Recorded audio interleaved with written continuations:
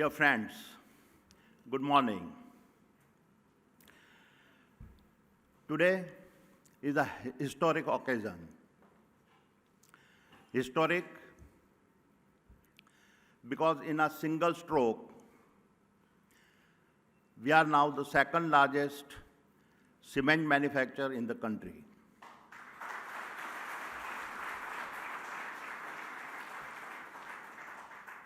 Historic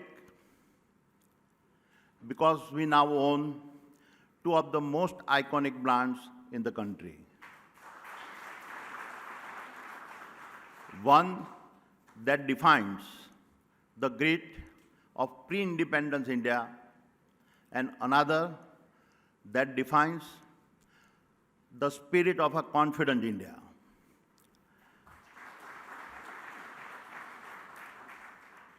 Historic because this acquisition is India's largest ever inbound M&A transactions in the infrastructures and material space, and closed in a record time of 4 months.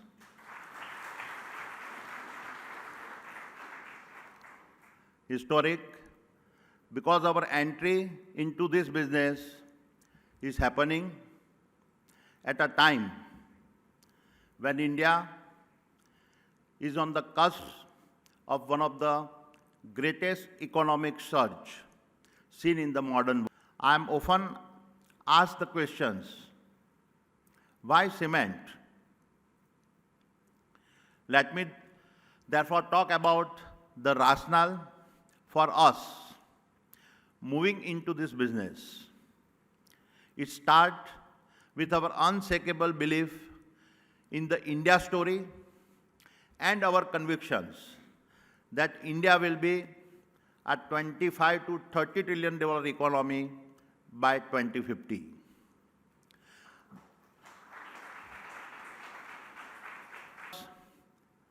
Are known to all of you. While India is the second largest producer of cement in the world, our per capita consumption is just 250 kilo compared to 1600 kilos of China. This is almost 7x headroom for growth. Furthermore, as several of the government's programs gather momentum, the long-term average growth in cement demand is expected to be 1.2 to 1.5 times the GDP. We anticipate growing at twice these numbers.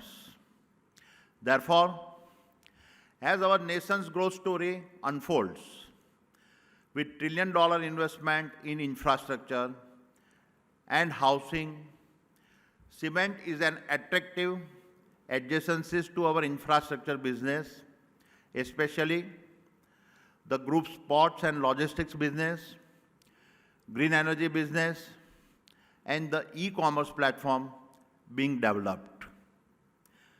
These adjacencies give us significant competitive advantage and puts us in a position to gain unmatched scale. I also believe that Adani Group's competencies in driving operational efficiencies is second to none, and we will benefit from the learnings of our several acquisitions we have made over the past years. As a result, we expect significant margin expansion to become the most profitable cement manufacturer in the country.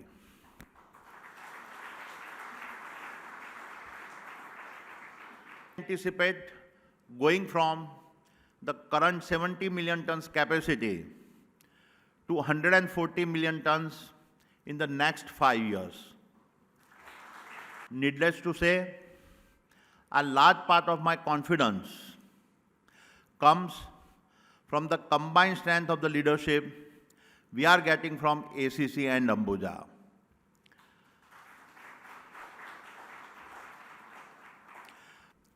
Every action we take must align with the national priorities and pass through the lenses of this belief. The outcome of our value system and belief in a nation building are there for all to see. Let me elaborate. We are now the world's largest solar power company and leading the greening of India. We are also leading the global green hydrogen story, having committed $70 billion to this business. We are the largest airport operators in the nations with a 25% of passenger traffic and a 40% of our air cargo. We are the largest ports and a logistic company in India with a 30% national market share. We are India's largest integrated energy player, spanning generation, transmission, distributions, LNG, LPG, city gas and pipe gas distributions. Each of these business is growing at a double-digit rates. We have won some of the largest road contracts in the country and are well on our way to become the largest player in these sectors. We had a grand IPO of Adani Wilmar, making us the highest valued FMCG company in the country. We have declared our path forward in multiple new sectors that include data centers, super apps, aerospace and defense, industrial clouds, metals, and petrochemicals. Our finances are stronger than ever before, and we continue to raise billions of dollars from international market and our strategic partners to further accelerate our growth. Our market cap now stands at a $260 billion,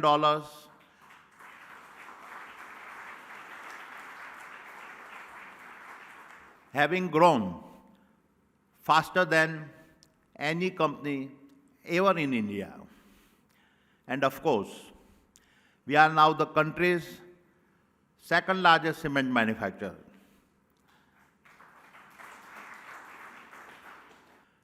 Dear friends, as I said at the start, the acquisition of Holcim's cement business in India is the largest ever inbound M&A in the infrastructure and material space in India. This is one of the several large transactions we have done in recent times. Our common questions in the minds of the people is about Adani Group's growth philosophy. This philosophy emerges from our belief in the India's growth story and our belief in a nation building. It emerges from the belief that a new emerging world order strength will come from a self-reliance, or what many of us call Atmanirbharta. It emerges from the belief that no nation in the world is as well placed as India is to capitalize in 4 factors that will accelerate our nation's development. Let me wrap up by talking about this. The first factor is our nation's demographic dividend that has put us on a track becoming a $30 trillion economy by 2050. India's median age will be just 38 years even in 2050. This will be backed by the second vector, the growth of our nation's middle class. India's populations in 2050 will be about 1.6 billion. The world will never again see a middle class as large as the one India will have. The growth of this middle class will drive an unprecedented surge in demand and its consumptions. The third vector is the global drive for sustainability. Renewable power will drive our national green industrial revolutions that is just being initiated.